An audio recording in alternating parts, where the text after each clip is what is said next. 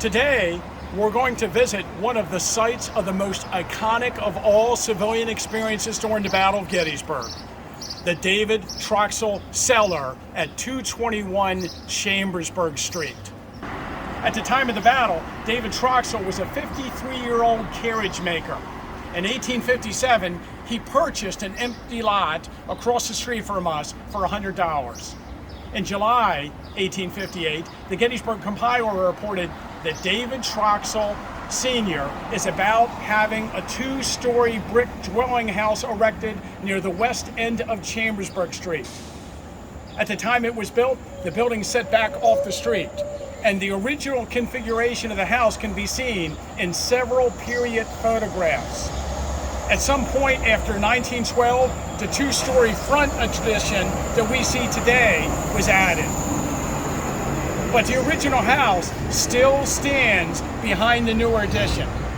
TROXELL was a grandson of John TROXELL, widely known as the first settler of Gettysburg. John TROXELL purchased one of the first lots from James Geddes after the town was established in 1786, and is said to have built the first house in the town. When he died in 1855, at the age of 94, he left behind 10 children, 71 grandchildren, 120 great-grandchildren, and 20 great-great-grandchildren to mourn his departure. David TROXELL was one of those 71 grandchildren. The 1860 census indicates that TROXELL, who was single, lived here at the time with his mother, Catherine, and another woman, Rebecca Kiefer.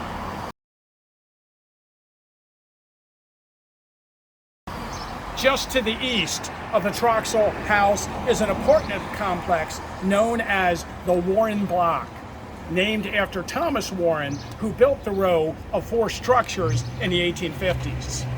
At 217 Chambersburg Street were Joseph Broadhead and his wife Sarah Broadhead, their child Mary Broadhead, and a well-known nurse of the town, Sally Heckenluber.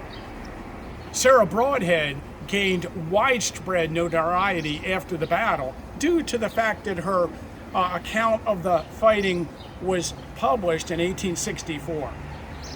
At 215 Chambersburg Street was George Gilbert Myers, age 51, his wife Elizabeth, and their children, John Myers, Robert Myers, Mary Myers.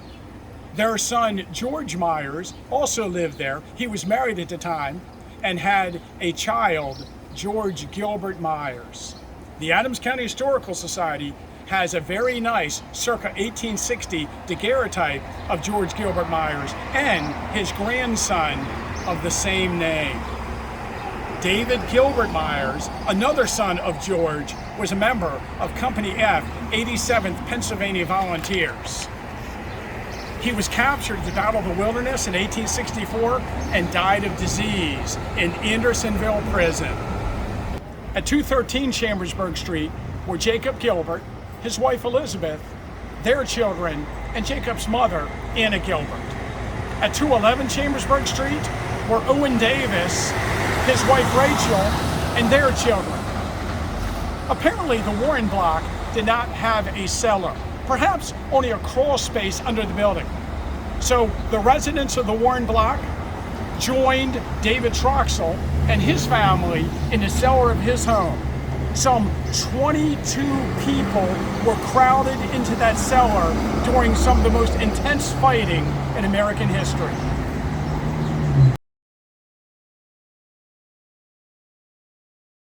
Well, this is kind of exciting for us. We have never been in the David TROXELL cellar.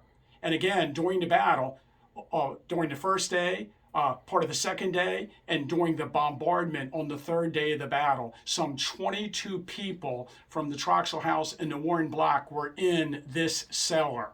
And probably one of the most famous civilian accounts that has been used over and over again was recorded of the events in this cellar by Sarah Broadhead during the bombardment of July 3rd.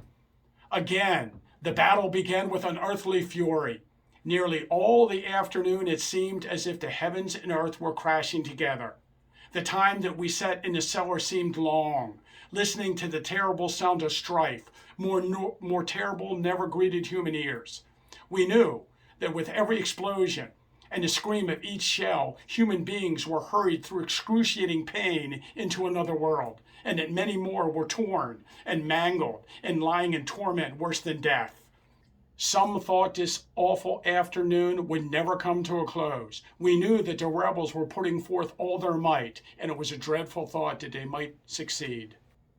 Again, the battle began with unearthly fury.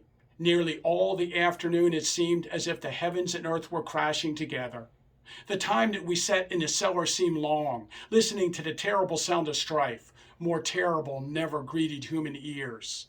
We knew, with every explosion and the scream of each shell, human beings were hurried through excruciating pain into another world, and that many more were torn and mangled and lying in torment worse than death, and no one able to extend relief. Some thought this awful afternoon would never come to a close. We knew that the rebels were putting forth all their might, and it was a dreadful thought that they might succeed. Today we are here in the David TROXELL house, the site where 22 civilians during the Battle of Gettysburg hid in the basement, as many other houses around them were abandoned and ransacked or being occupied by rebel forces. We have an account by Elizabeth Gilbert, who perfectly encapsulates the kind of anxiety that the civilians were feeling at the time, cut off from the outside world and not knowing whether their forces were winning or not. 22 people, imagine, are stuck in this basement, and it's dark, and they're tired, and they're scared. And Elizabeth perfectly encapsulates the tension and the buildup of the battle when she says, on the first day of the battle, the town was in great excitement, and soon after the firing began, the people living on Chambersburg Street were told by the Union soldiers that they had better leave their homes, as Confederate Confederates might shell the town at any moment. Now imagine being in this basement. Now this house was struck by a shell, and we know that from Elizabeth Gilbert and multiple other accounts. And imagine the force that shook this basement. They don't know whether their house is going to collapse on them. They don't know whether it's their forces. They don't know if it's Confederate. It's just imagine the tension and anxiety that these people felt, completely cut off from the outside world. And this is what many civilians felt during the Battle of Gettysburg. The artillery shell was never removed from the TROXELL house and remained embedded in the outside wall of the building. Sometime after 1912, a two-story addition was placed on the original TROXELL house. The shell was removed from the original front of the house and moved around to the new addition. And today, the Schinkel shell still remains in the front addition of the house, one of the 9 buildings in the town that still has an artillery shell sticking out of it from the battle.